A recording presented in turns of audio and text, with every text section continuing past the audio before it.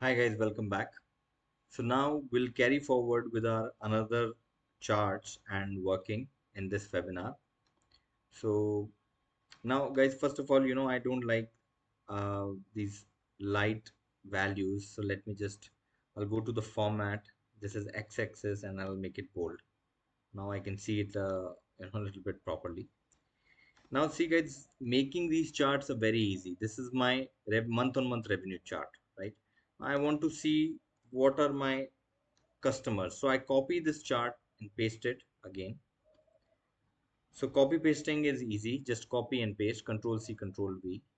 And what I'm gonna do is I'm gonna make this chart uh, like this. Okay. Now instead of months on the left hand side, I would want to see my products, which products I'm selling. So it's very easy. So this is x-axis and this is y-axis. Okay. So on y-axis, I don't want dates. I want products. So let's click on item name. Okay. See. So my top selling product, I can see easily which is my top selling product. My top selling product is pista cake, giving me 3.9 million of revenue. Then catering, open food, 3.4 million. Then chocolate. So I get all the data in one click. I hope you understand it quickly, easy, correct? Now same I'm gonna do for customers. I'm gonna copy paste this chart. Instead of products, I'm gonna put customers. So copy, paste, put it here, somewhere, anywhere you want to. Remove the item name and click on source name because source name was the customer name.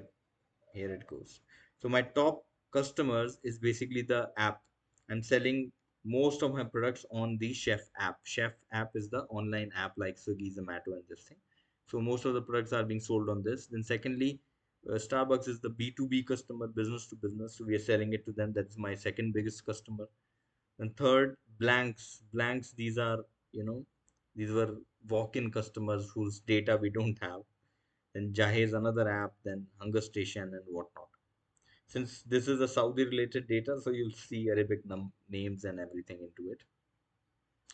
Now customers done, products done, and revenues done month on month. Now what else we can look at? Um, any suggestions from your side? Okay. So now what we can do is we can also look at this data based on categories or channels, you can say. Instead of categories, I'll say channels because we have been given in the case study channel data that we are selling on apps, we are selling on retail, we are selling on this, that. So instead of names, I'm gonna select market segment, right? Instead of this chart, what I can do, I can make it a pie chart. And this pie chart, you can see which segment is making what, right? I hope this much is clear to you. Making a Power BI dashboard is very easy, and you can just copy paste charts and select data what you want, and you get everything, right? Now you can add a text box from the top, make it a heading, uh, revenue dashboard, something. Make it smaller, make it like this, keep it on the top. We'll keep it on the top. We'll take this,